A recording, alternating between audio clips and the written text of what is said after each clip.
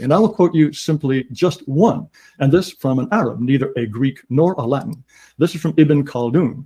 He writes another harsh thing. The Negro nations are, as a rule, submissive to slavery because Negroes have little that is essentially human and have attributes that are quite similar to those of dumb animals. Again, an exceedingly harsh statement, but it's out of the mouth of Ibn Khaldun, the 14th century philosopher who's considered one of the great thinkers of the Middle Ages, born and lived in Tunis, North Africa.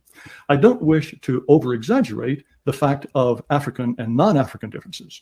I would like to point out that Asians, when they encountered Caucasians, they were likewise struck by how different they were physically and temperamentally.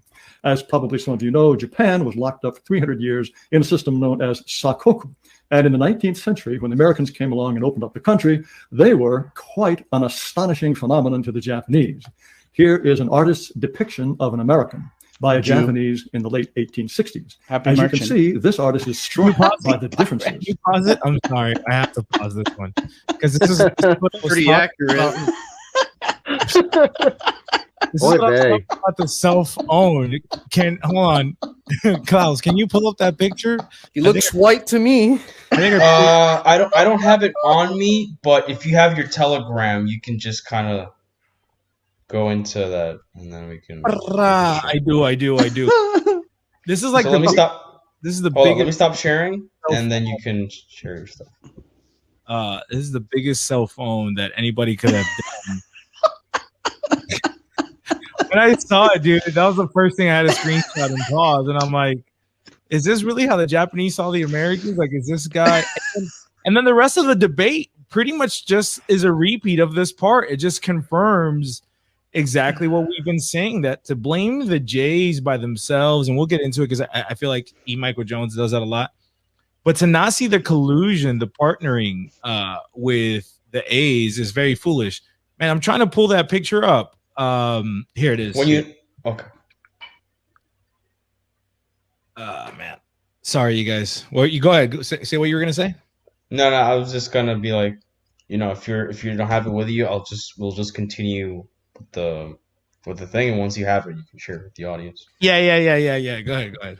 And real quick, I just wanted to say, just to point out again, like, yes, he points out that North African writing that about, I'm assuming, some tribe of sub-Saharans that he found. Funny how he never picks, for example, like, the Baghdadi scholar that visited the Nordic countries and said very similar things. Or what St. Patrick himself said about the Irish when he was trying to go to convert them to Christianity. He basically was ready to turn around and go back home. He almost said that these people aren't worth Christianizing. They're so subhuman. Well, can you explain why? Like, weren't they eating each other? He said they were running around naked. They'd have sex in the open. Someone could drop dead in the middle of the road, and they just keep walking by them, not even pay attention. Cannibalism.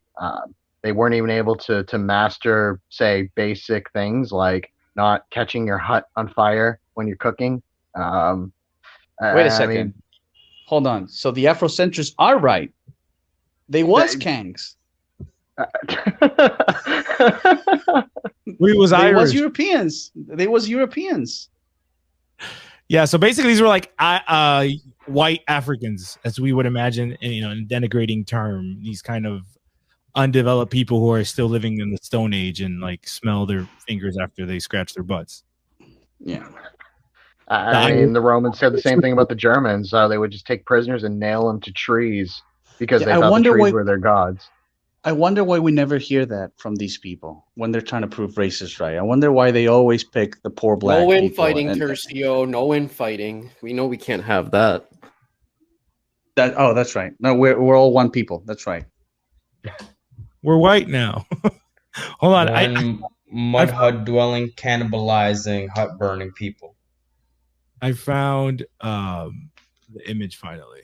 So, this was the biggest self-own that Jared Taylor does. And again, you'll notice that he pretty much does this the entire time.